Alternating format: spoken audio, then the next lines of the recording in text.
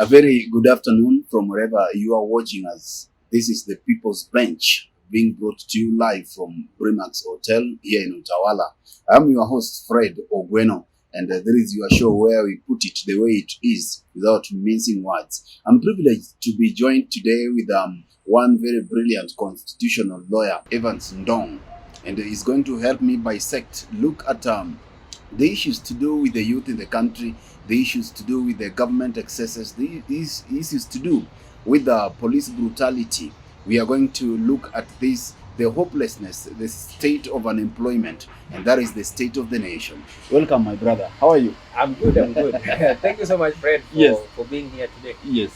Welcome. Maybe you can briefly say something about yourself?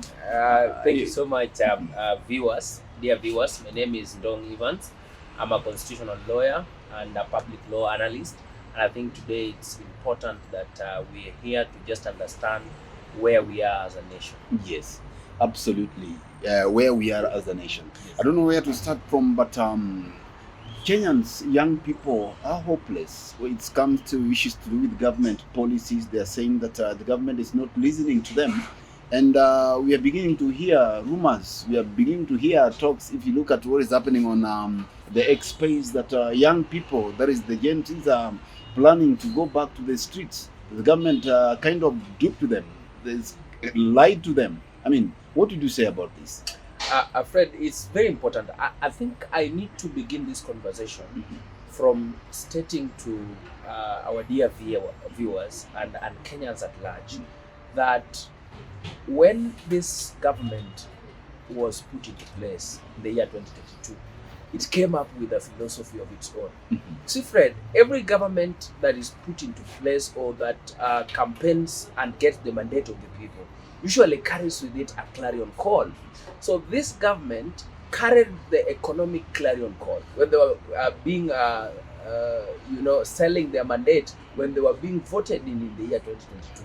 They carried an economic clarion call and they sold hope to the people of Kenya. And when you sell hope, there is a consequence that the populace will not forget. They will always remember that you sold hope to them. You told them that we will deal with issues of economic recovery. Because remember, the president came into power at a time when our country was in excessive debt.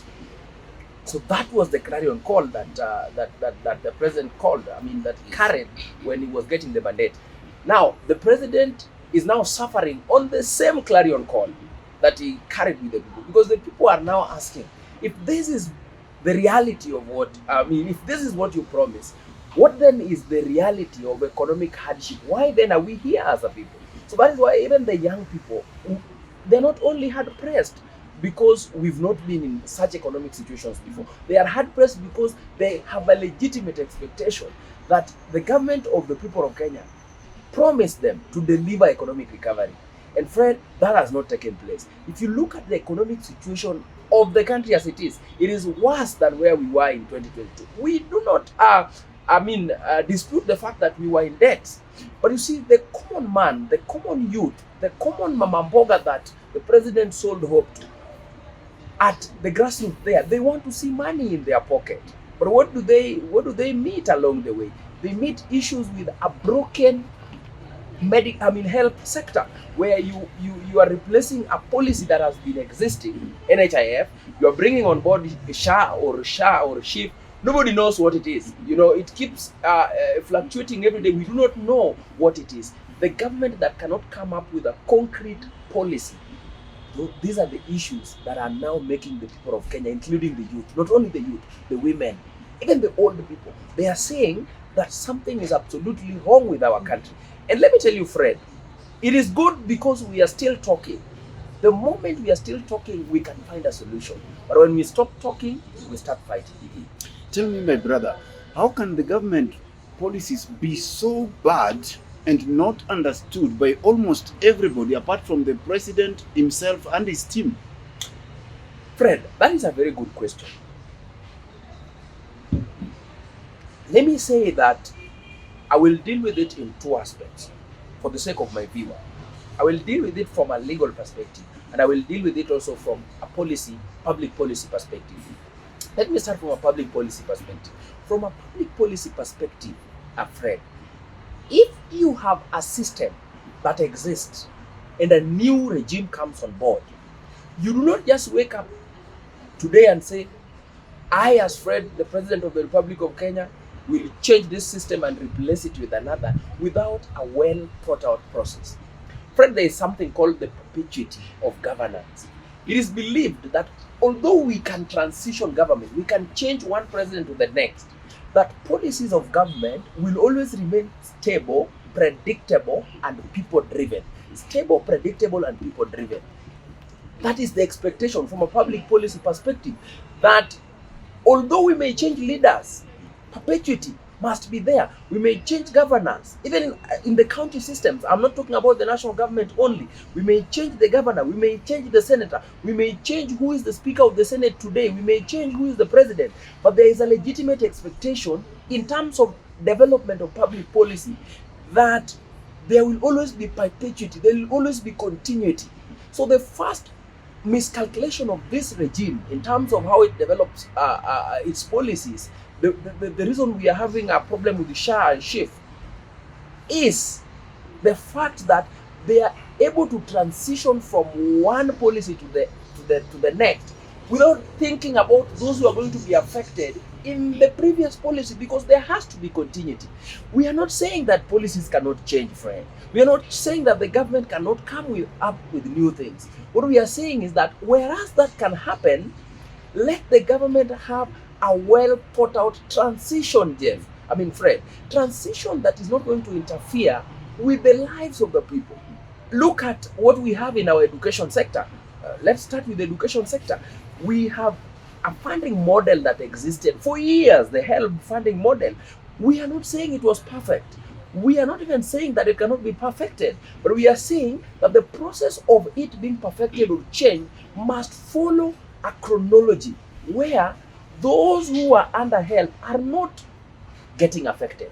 The government introduces a new funding model. The government provides 4 categories of identifying the needy students. The categories are as broad, are as vague, are as unclear as anybody can tell.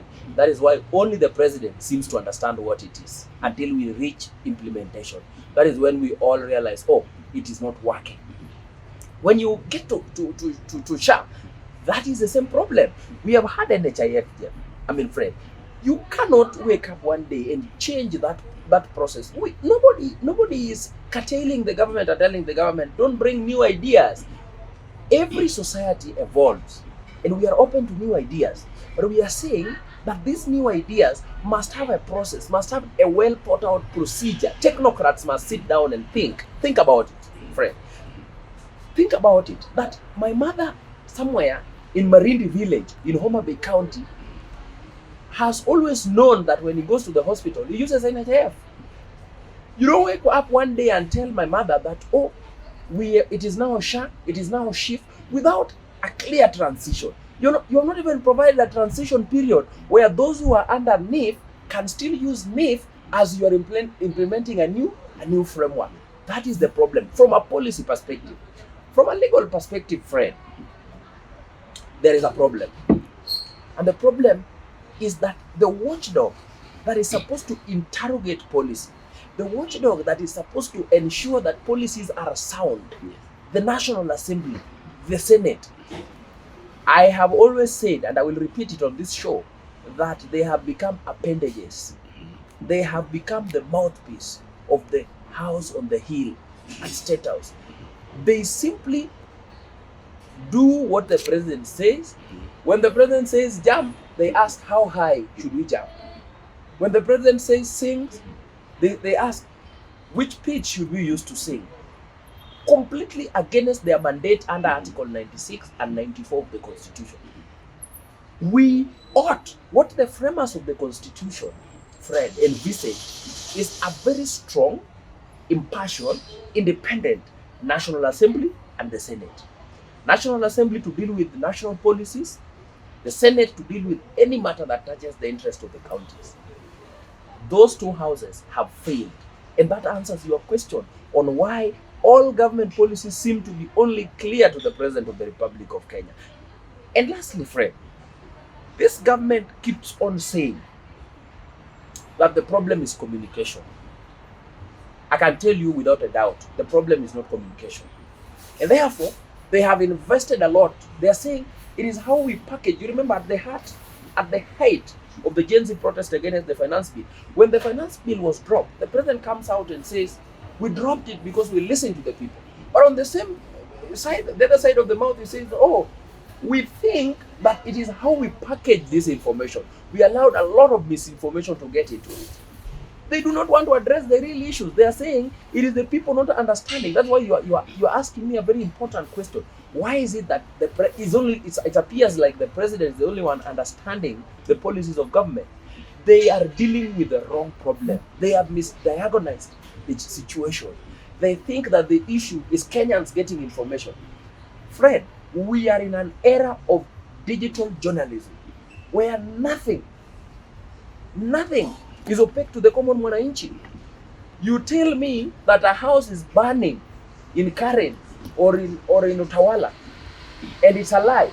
Somebody gets live on the scene and begins recording. That is where we have reached in terms of our communication. That goes to government policies. Don't be cheated that the common mom, the common mama mboga, the common boda person does not know how broken the new funding model of education is, does not know how broken the shaft is. They do not need to wait for the president. The president will be saying the obvious. If the president and the people around the president, Fred, are honest, they would basically know that the problem with government policy as it is today, from a legal and a policy perspective, is one, from a policy perspective, there is no continuity and well thought out processes. From a legal perspective, we have a National Assembly and a Senate that listens to the president as though the president put it into place. My brother, the cloud seems to be gathering again. We are hearing of talks of Gen Zs willing and are ready to take back to the streets. What will it take for President William Ruto to listen to the young Kenyans who are saying that we want job, that we did not ask for a broad-based government? Look, they asked for accountability. They were saying, we were on the X Spaces, they were saying that we want accountability, we want to end corruption. Now we have seen even the church that danced, with this government saying that, no, we danced with the devil, but we did not know. What is it going to take for the president, for President William Ruto to listen to the cry of Kenyans? Fred, you may look at this. Honestly, I don't know. I don't know, because this government seems to be moving from bad to worse. It's ridiculous. It seems to be moving from what we actually thought would shed some light. We thought that the first wave of protest would shed some light on the eyes of government, and the government would say, oh, we need to stop a bit. We need to reflect as a government. We need to think about, why is it that the people are just agitated? Is it just because the opposition is not in government, or the government is not in opposition? We cannot tell. This government is tone deaf. I do not know. It's tone deaf. I do not know what it is going to take for the president and the people around the president to listen to the cry of the common man, to listen to accountability. But let me come to the two issues you have raised. I have seen on X Spaces, on social media, the Gen Zs, and not only the Gen Zs, the youths of this country, and even the other generations, the other generations are saying, we think that the first wave was not enough. Two things. Number one, I think if it is time for the Gen Zs to go back on the street, they must carry an agenda. Fred, whoever wants to run a counter narrative against the government must package that narrative on facts and an agenda that exists. You see, Fred, the government is releasing a lot of propaganda and misinformation. You cannot counter it with propaganda and misinformation. You can only counter it with alternative views. We do not know whether the president will listen. But you see, the Constitution at Article 37 provides an avenue for the people. That when the people are dissatisfied, let the people go to the street. Let the people air their views. Let the people picket. Let the people protest. Let the people go and say, listen, Mr. President. And by the way, many people do not know that Article 37 on the right to protest is not just about protest and picketing. It carries three things. There is protest, picketing, and presenting petition to authorities. Very important that you do not just go and say Ruto must go. But when we go out there to agitate on these issues, on policy issues, we carry a clear agenda. That whoever wants to go to the street, and I don't know, the Gen Z or whoever is it that wants to go to the street does not need a leader to go to the street. I mean, you don't need to coalesce around a particular person. Because you say, Fred, that is the loophole that the government has all successive governments have been taking advantage of. All successive governments know that people will coalesce around political figures. People will either coalesce around the President Ruto as it is right now. People will coalesce around the former Prime Minister Raila Odinga, or people will coalesce around Kalonzo Musyoka. We have run a regime in this country, a regime of politics, an era or a dispensation of politics where politics is structured around personalities. But as you can see, the Gen Zs and this new generation is breaking away from that kind of politics, where you do not need a leader. You have seen on social media, you have seen on Facebook, on Twitter, young men going out and saying, you government, you said you allocated 3 billion for these projects. It has not worked. And they actually counter-check. They say, in the financial year, this and this is what I was allocated. The president said this. They even reproduce clips and say, this is what the president said, and this is what the ground, says. This is the actual project that is going on. So for those who want to go to the streets, I think everybody has a right, Fred. It is unfortunate, though, that what we have seen in this country is a police force that has completely failed to take charge of its mandate under the Constitution. A police force a police service that should actually be a service, but is still a force that has always used all mechanisms to ensure that Article 37 on the right to protest and picket is not being exercised. But if the people have a clear agenda, if they carry an agenda, if they have clarion call around an agenda, whether it's policy, whether it's issues of the rule of law, whether it's some constitutionalism, let them go to the streets. That is their right. Thank you very much, my brother. We are taking a very commercial break and we will be right back. This is the People's Bench. We say it the way it is. We do not mince words. We do not sugarcoat it. If the government has failed, we say it. If the government has done well, we say it. If the church has failed, we say it. Right now, the church is coming out. They are saying that, no, come on. We are repentant. We danced with the devil. We did not know. Is their repentance, enough? And has it reached God? That we leave. I am afraid it has not reached. Oh, God. It has not reached. I am afraid it has not reached. God cannot listen. You are sure? God cannot listen to such prayers. But these people, this is a government that was put in place for the first time. They are saying the state, the church had a candidate in 2022 elections. My friend, my brother, this is a government where the president's wife is a pastor. The impeached deputy president's wife was a pastor. How do you say that God cannot listen to this? God cannot listen, Fred. Even as we take the commercial break, Fred, the reason God cannot listen is because if you look at history, the church has always predated the state. The church was there before the state. The state does not predate the church. The church was always there to guide and regulate the state. The mistake we had in 2022 is because the church became part of the state. And when you allow the church to become part of the state will always control the narrative that the church runs with. So that we can only say we are longing for the old good days of Reverend Timothy Njoya, of Mwananzeki, but we cannot have those days because in those days the church was actually controlling the state. Thank you so much, my brother. And with that, we take a very short commercial break. We'll be right back. We are coming to you live from Brimac Hotel in Utawala, and there is the People's Bench, where we say it the way it is, without mincing words. Welcome back. There is the People's Bench. I'm your host, Fred Ogweno. We are coming back to you live from Brimax Hotel in Utawala. We are discussing the state of the nation. We are a nation that unfortunately has found itself in the state of hopelessness. Nothing seems to be working for the Kenya Kwanza government.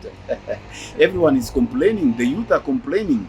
And the church has also come out to say, no, come on, we might have got it wrong. We danced with the devil, but we did not know. And that is where we are coming back. I'm still having a constitutional lawyer, Evans Ndong. We are discussing this state. My brother, the church has come out to repent and say that, no, we might have danced with the government, but we did not know that it was not right. I mean, we are seeing the dancing style from the government. It doesn't look godly as we thought.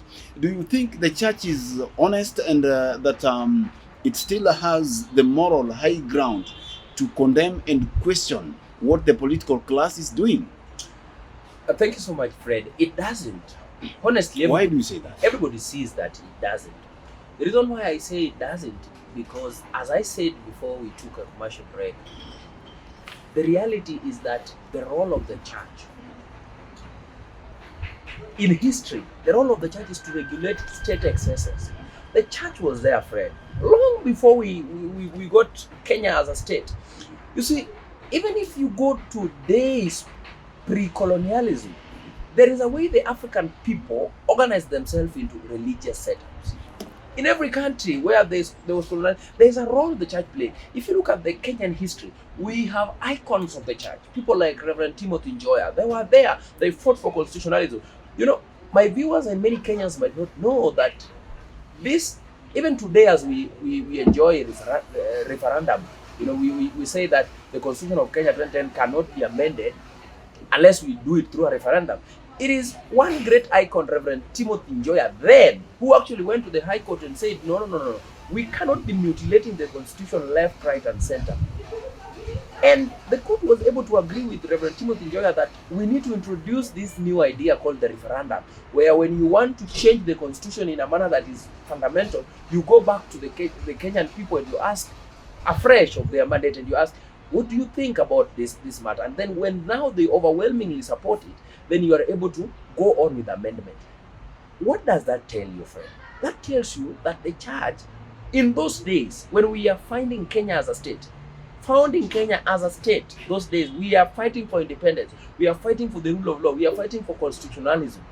In those days, we had a vibrant church that knew its role. The church must know its role and place. Fast forward to 2022. A fundamental mistake occurred. And what you're seeing are just symptoms of a messy divorce process between the state and the church. That tells you that the church must have been together with the state. Because if the church was always away from the state, from the beginning, there would be no need for now the church to divorce the state. It would always be obvious that anytime the state goes on its excesses, the church rises up. But when the church reacts as it has, you've seen responses from the state. You've seen responses from the Deputy Speaker of the National Assembly and several other leaders in the senior ranks of government. Why are they throwing tantrums left and right and center? It's because we saw that immediately the president was sworn in. The senior members of the clergy were in State House. They were conducting prayers in State House. They were living with brown bahashas from State House. What you see here is a divorce process gone wrong. And it is a divorce process gone wrong because the church did not realize its place in our constitutional dispensation. The place of the church in the Kenyan constitutional dispensation is to stand on a high moral pedestal and tell the state that the way you are running your affairs, you must always consider the Kenyan people. But we have a church that went to bed with the government. A church that now today has no moral authority. And that is why even if the church comes out to denounce the president, it will not have any binding effect on the president and the executive. Because the president and the executive be like, no, you have always been here. You've always been enjoying our favors. You've always been with us here. We've been giving you goodies. It's all about money, Fred. I mean, but the church has now seen the light. The church is saying, oh, come on, we were wrong. But now we've seen the light, you know. I mean, the church is repentant. And I mean, we are human beings. We will always get it wrong. The church is coming back. I mean, to the Damascus.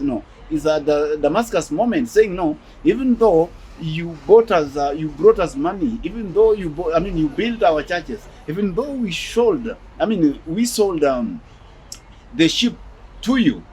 But now we have seen the light, and you are corrupt. But again, the church is saying, I mean, the politicians are saying that even the church is corrupt. So my question is this, my brother: where shall the sheep run to? Where will the church? I mean, the people go to, because the church ideally should be the highest office in the land.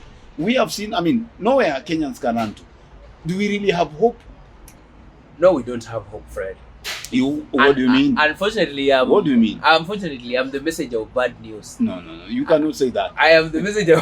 I'm the messenger of bad news, and this is why I'll be the messenger of bad news.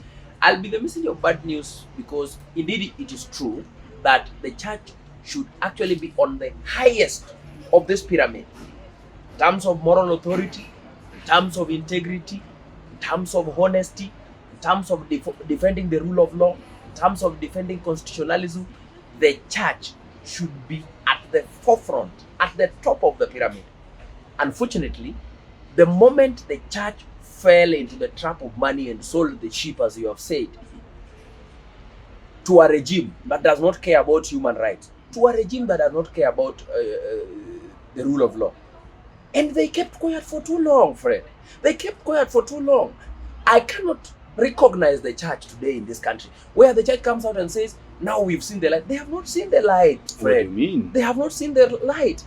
We just have a small section who now have been repelled by the people. You remember at the height of the Gen Z protest, the Gen Z says, no. We are turning our guns on the church because the church has decided to be in bed with government. So this is a church that is reacting to being left out by the people. The people are saying, no, we do not have faith in the church. And let me tell you, Fred, churches are going to remain empty. They are going to remain empty because the church decided to enter into the arena of politics and left the sheep. They left the needs of the people. They left the sensitivities of the people. Because you see, Fred, there is a big role that the church plays in a country. You cannot take the church and put the church at the center of politics. At the center of politics. The church should be an external watchdog. You see how we have a watchdog in terms of the National Land Commission, for instance, a commission that takes care of land. We have a watchdog in terms of IPOA. We have a watchdog. These commissions are watchdogs because although we have agencies that look into government like the National Assembly and the Senate, the framers of the Constitution thought it wise that, look, these agencies are not self-sufficient by themselves. They could actually collude and go out of their excesses. That is where the church comes in, because the church does not work for the state. The church is not employed by the state. But as it appears from 2022, the church became part and parcel of the state. So what you see is not a Damascus moment for me. It's not a Damascus moment. What you see is a reaction to how Kenyans have looked at the church. Kenyans have said, because you went into bed with the oppressors, the Kenyans, remember, they are the sheep. The Kenyans are the sheep going to those churches. Said, because you went into bed, we do not see any business with the church anymore. We don't have confidence in the clergy. We don't have confidence in how the church conducts its affairs and the corruption at the center of the church. Let me tell you, Fred, as I finish on this matter of the church, we have always seen acrimonious pronouncement, ominous pronouncement from the pulpit by politicians. No religious leader has come out on a Sunday service. You've seen interdenominational services from Nyeri to Bomet to Mombasa, wherever. You will never see a religious leader who stands his ground and says, oh, listen, a moment. You cannot use ominous words on the pulpit. You cannot throw insults on the pulpit. Degrading messages on the pulpit, on the holy place, on the pulpit. Instead, what do we see? Provided that the politician can contribute to the construction of the church, provided they can contribute some bahashas to the senior clergy, they give them platform. So that is why the state is not surprised. The state, I saw the president say today that, Uh, he has attended many interdenominational services and churches, and he has realized that a number of the clergy are not trained, and therefore is calling upon universities like Tangaza University to go ahead and train the clergy. When did the president realize that the clergy are not trained in this country? Both the state and the church right now are not in a Damascus moment, Fred. The state is not in a Damascus moment thinking that the church has realized its excesses. Not at all. The church on the other side is not in a Damascus moment of saying, we were wrong, now we are right. No. This is a reactionary measure. And I've always said it, Fred. In this country, we are never proactive. We are always reactive. There is no time where we have sat down as a country and thought, okay, we have no crisis, but let us sort out our problems. We always wait for a crisis to happen. We wait for the economic situation to go high. We think of going to the street, which is not bad because it's a constitutional right. We always look for a moment where 50, 60 youths have died. We think, okay, we need to change our constitution. We think it is a constitutional moment. But Fred, before we reach that corner, before we reach a crisis, you will never see a solid conversation saying, we are at a moment of peace as a country, but let us think let us think about our problems. When we are at peace, we always wait for the moment of war and turmoil to think about our problems. Unfortunately, as at that time, there is no space to think. We are too polarized to think objectively as a country. That is where the church is. My brother, are you saying that we are headed to, we are gravitating to a very dangerous corner?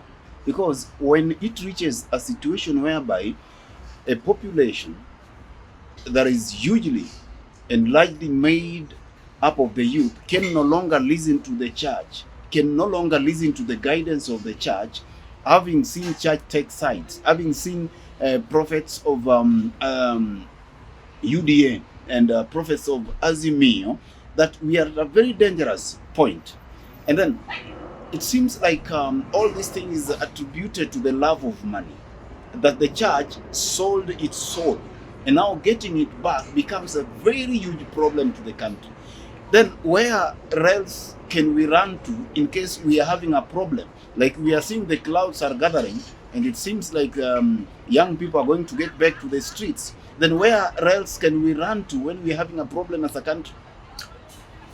Exactly, Fred. We are... If we cannot run to the church. If we cannot run to the church, it is a dangerous corner. I have no better words to place it as you have. It is a very dangerous corner that we must mitigate in the earliest of opportunity. Yes, it is true, as you have said, the church sold its soul through acceptance of money from the state. And let me underscore a point. Those who have studied political science will tell you, Fred, there are only 3 ways you can control a people.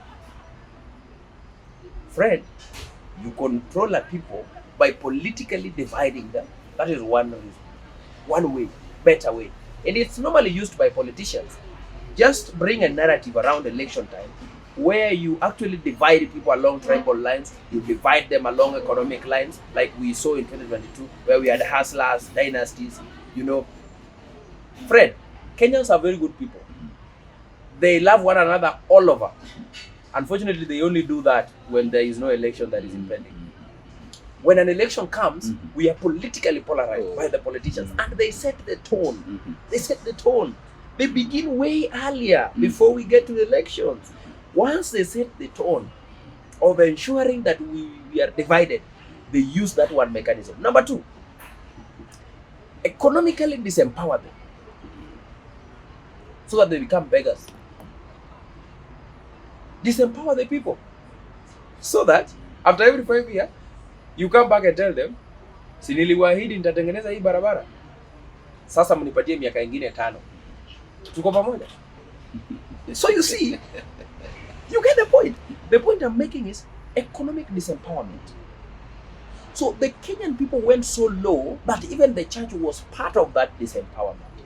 So the church, if the church wants to do anything, they get back to the state. The church wants to build a church, they get back for harambees to the state in terms of millions.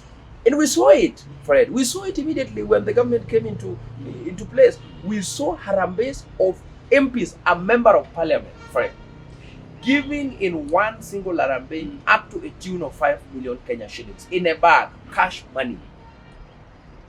We saw Prados, V8, 10, 18 million donated to senior members of the clergy. But the president is now fixing it. He has stopped Harambee. He said he stopped Harambee. I mean, he has formed a broad-based government. Now he's saying that he's fixing the country. It's ridiculous. Why don't you give him time? No. It's ridiculous because, Fred, this conversation of let's give the president time, let's give the government time. By the way, Fred, I am a believer that systems work. And I'm also a believer that the government can deliver if it so wants to deliver. If the government wants to deliver, it can deliver. I am not averse to giving the president time to deliver his mandate. But you see, Fred, development is not about infrastructure alone. Development is not about building Thika superhighway alone. Whereas that is good. It is good that we now have the expressway that was built by the former regime. But that is not the only measure of development, Fred. From a public policy and political science point of view, if you want to measure development, also look at the rule of law. Are we developing in terms of our compliance? Can people be taken for their words? When the president says Harambees have been stopped, then goes to Nyahururu the next weekend and gives money but says later on now, those in charge of communication try to clarify that the president did not do Harambee. He just assisted the church. The point I'm making, Fred, politically divide people. Ensure the church is divided. Yes. Where the church, one faction serves as Azimio, another one serves the government, another one has a different wing. Ensure they are divided even in the church. Look at, they have even divided the clergy politically. We saw it during elections. We saw that there was one caucus of the clergy that was saying Azimio should actually win elections, and they came out clearly to support them. We saw another part of the clergy were clearly praying against this government and saying, okay, it's not going to work. Don't they have the right to give a direction to a country once they have seen that this is where the Lord's voice is, and maybe the Lord spoke to them? They have to convey that to the people. Fred, at least the Lord does not speak in a manner that divides a people politically. Oh my. The best position of the church is to tell the people, you people, choose for yourself, choose ye for yourself whom you want to support for presidency. It was wrong for the church to come out and say, we have a candidate. The church cannot have a candidate. The church is to give, because if you have a candidate, how will you give direction to that candidate? Suppose he wins election at the end of the day. But the point I was making, politically divide them, economically disempower them, socially stratify them. And that is important. We saw social stratification. Social stratification, Fred, where we say, mtu ya bodaboda ni mtu ya bodaboda kwa sababu ni mtu wa gari amefanya akose pesa. That is social stratification. Social stratification, economic disempowerment, and political division. That is what happened to the church. Once the church got there, they went back to the state, received money, a lot of money, and ethically, they lost their honesty, integrity, the fervor, the rigor to look at the regime in its eye and say, you people, let's stop. 50 to 60 Gen Zs cannot die in less than 3 months of a protest, and we're just quiet about it. The DPP, the DCI, has not given any concrete report up to date of the abductions. As early as the other day, we saw the Inspector General admitting that abductions have taken place, but we are still investigating. We have never seen a concrete report. Progress of that investigation, Fred. We cannot be there and then still say God has spoken to us. That cannot be God. Thank you, my brother. My director, Joseph Chua, is reminding me that we are running out of time. And I want you to look at this camera and speak to that young Kenyan who has lost hope, who thinks that all is gone, who thinks that the world has come to an end. That young Kenyan who has gone without university fees, who has gone without food, and who think that the world around him or her has crumbled. And then I also want you to speak directly to this camera and speak. If you got that opportunity to speak, and now you get it, to speak to President William Ruto as a young Kenyan, as a youth in this country. Speak to William Ruto and I mean, advise him. I know you may not be qualified because there are so many advisors, but at least speak to a point of a young person representing young people, the young generation in this country, and what Kenyans are going through. I mean, speak to him. Thank you so much, Fred. I think I must tell the people of Kenya, the young people, the women, the men, the old people, who have always had the desire of a new republic. It may not be perfect as we speak, but I want to tell the people of Kenya that we must not tire. We must not rest. If it is to be done, then it must be done. The price to pay to protect a constitution so progressive, to protect the Bill of Rights, to protect our rights to protest, to protect our rights to privacy, to protect our rights to education, free primary, secondary, university education. The price, the cost that was paid for those rights to be in the constitution, we must always remain alive to the clarion call that eternal vigilance is the price to pay to guard those benefits that the law gave us. And to the president, leaders come and go. Mr. President, leaders come and go. Powerful. Some of them untouchable. Many of them arrogant. Many of them loathsome of the poor.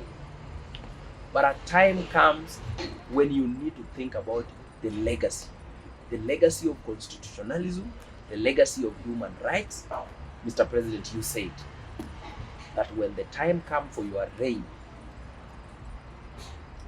no more abductions, no more killings. You said that we are not going to go back to a place where every place in this country has become a potential graveyard. Not the rivers, not the lakes, not the roadside. Fred, every place has become a potential graveyard. We are a nation of blood, where women are in anguish for their children. I remember the family of the 3 who were abducted in Isiolo. It's now 2 months. Mr. President, something must be done. And I am not saying that I wish Kenya to fail. Nobody wishes this country to fail. But we must do something in honesty. Mr. President, you must listen to dissenting views. You said you'll always be consultative. But it appears that the consultations have not reached the people. Consult the people. The people of Kenya are crying. And they are asking, what happened to the rule of law? What happened to constitutionalism? What happened to the protection of the people of Kenya? And finally, when the time comes, the Constitution of Kenya 2010 will always fight back. And it will teach lessons as it has done to the previous predecessors. Thank you. Thank you very much, my brother. You said it the way it is. You've just said it the way it is without mincing any words. And I believe that the message has been gotten right by the president and young people who are listening to us. Thank you very much, dear viewers and listeners. We appreciate your time to listen to us. This is the People's Bench. There is your show where we put it the way it is. There is a platform where we engage. And so I wish to request you to subscribe to our YouTube. That is Fred Ogweno Live on YouTube, and on Facebook, Fred Ogweno, and Frederick Ogweno on Facebook, and also on TikTok. We are there on TikTok. That is Frederick Ogweno, a governor. We do it again next time. I appreciate you so much, my brother. That was so. Thank you so much, Fred. Absolutely brilliant. I better Kenya. Kenya is blessed. I Such better kind Kenya. I better of Kenya. friends. We still maintain the home. Yes. Thank you so much for getting time to come and speak to us. We really appreciate it. Welcome. Thank you. Thank you. I appreciate everyone, my cameraman, Joseph Chwea, and the entire production team for the People's Bench. It has been your bench. It has been the occasion and the moment to listen to each other, because we have to speak. Or if we do not speak, we will fight, and we don't want to get there. The moment we stop talking, we start fighting. We start fighting. There it is. Bye-bye, and see you next time.